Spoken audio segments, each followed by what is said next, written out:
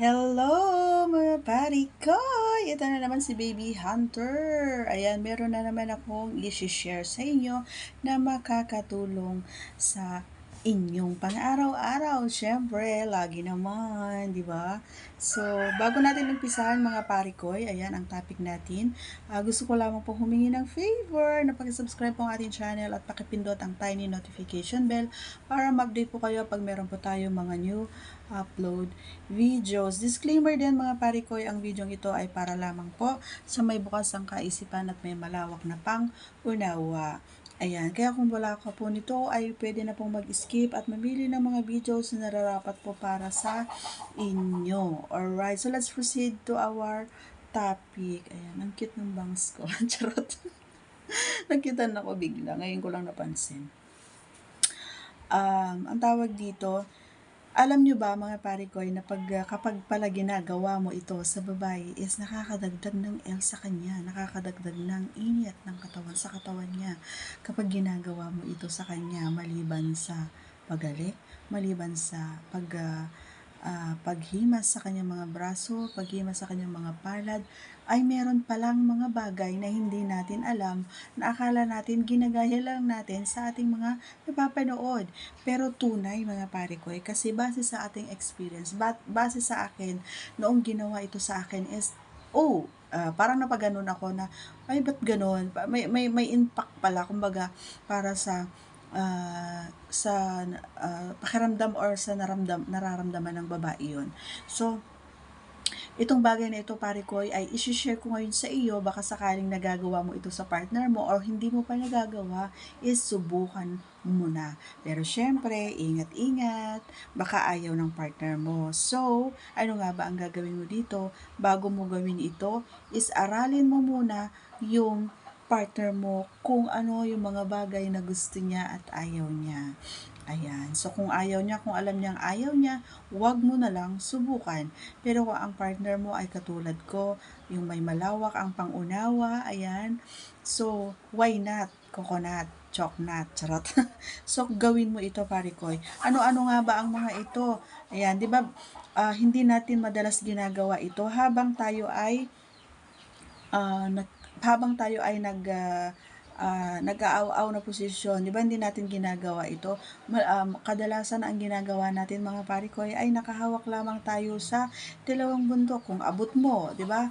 Pero isa pa na ginagawa natin is yung paghawak sa kanyang likuran o di kayong kanyang bewang, ganyan yung ating ginagawa. So, yun yung madalas na ginagawa natin, di ba mga pare ko? So, parang hindi na bago para sa mga babae yun. Pero alam mo ba, pag ito ginawa mo sa babae, sa kababaihan, kapag halimbawa yung aw-aw na posisyon na sinasabi ko na nasa likod ka, at siya naman ay nakatalikod sa'yo, is yung buhok niya.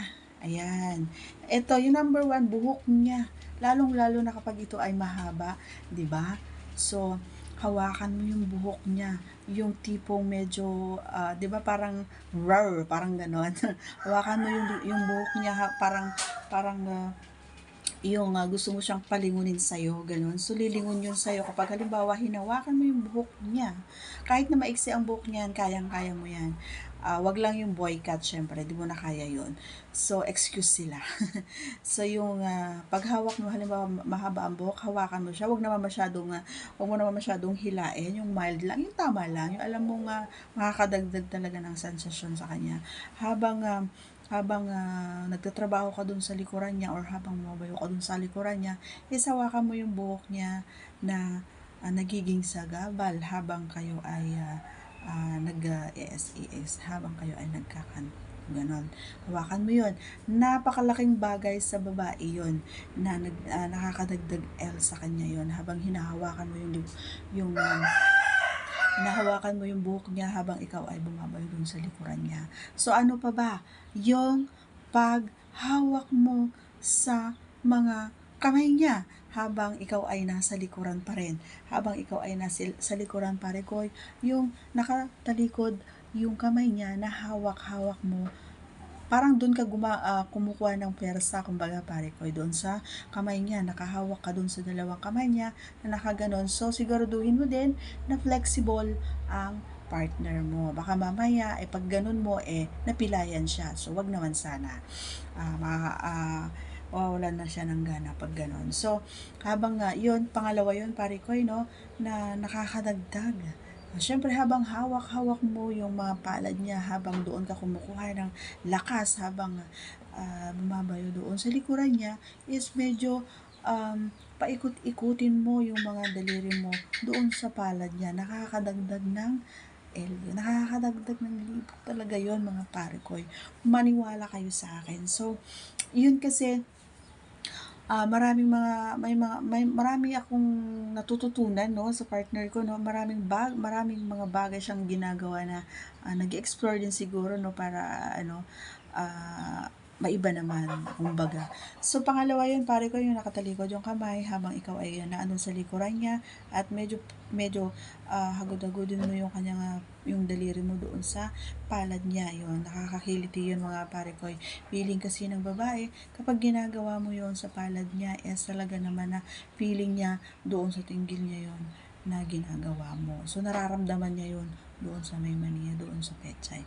Feeling niya is yun yung nilalaro mo pag ginawa mo yun.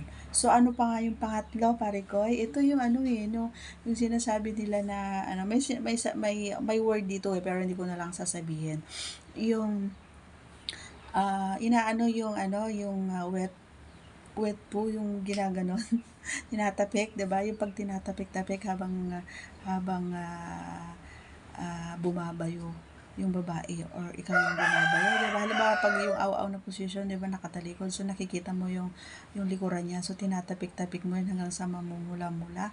So ganun yung pangatlo na talaga naman na nakakaano talaga yun sa babae. Ang iniisip ng babae is talagang alam yung napakaano mo, yung ang galing mo, marami kang alam, napaka macho para sa babae yun, na pag ginagawa ng boy yun, talagang napaka macho mo, parang alam mo yung lalaking lalaki ka, ganon yung tindig na tindig yung si Junjun, talagang gigil na gigil si Junjun, gano'n yung feeling or naiisip ng babae kapag medyo tinatapik-tapik mo yung yung likuran ng babae. Wag naman yung sobrang masakit, syempre yung mild lang naman. So, napakaganda, or lalo na kapag halimbawa nakasandal ka sa kama, or sa kama, ayan, nakasandal ka sa kama, at yung babae naman ay siya yung nasa taas, and then nakatalikod siya sa'yo habang siya yung bumabayo, nakikita mo yung magandang kurba ng kanyang likuran. So, may pagkakataon ka na medyo tapik-tapikin mo yan. So, feeling nun, medyo tinatapik-tapik mo. Ibig sabihin nun, parang lalaking lalaki ka, machong-macho ka. Ganon yung nasa isip ng babae. So, yun yung tatlong paraan or tips para mas makadagdag na alam mo yun, yung feeling ng babae is, ay, kakaiba ito, 'di ba? Parang thrilling, kumbaga, may thrill, 'di ba? Nakakaramdam ng babae ng, kakaiba ito, I love it, parang gano'n. So, nagiging rin siya, nagkakaroon siya ng idea na ilabas yung nakatagong pagiging nagiging wild siya, kumbaga, nagiging yung pagkamahiyain niya nawawala gawa nga sa mga action mo na mga bago. So, ayun lang mga pare ko, sana ay may natutunan na naman kayo, at inuulit ko sa mga hindi pa nakasubscribe, pakisubscribe. Pwede nyo ring i-share ito mga pare ko sa private na mga usapan ninyo, sa mga tropa, ganyan. Pwede nyo i-share yung mga videos natin. At siguraduhin nyo na open-minded ang iyong partner, ang iyong friend, na pagsisendan, ayan, para naman is meron silang malaman or matutunan, ayan, sa ating mga videos, ayan. At sabihin mo na rin sa friend mo na isubscribe mo yan. Mabait yan, ganyan. So, once again, pakisubscribe, Parikoy, ayan, at pakipindot ang ating tiny notification bell para ma-update kayong lahat pag meron tayong mga bagong upload videos. Ayan, God bless everyone, I love you all, bye bye, see you on my next vlog, bye!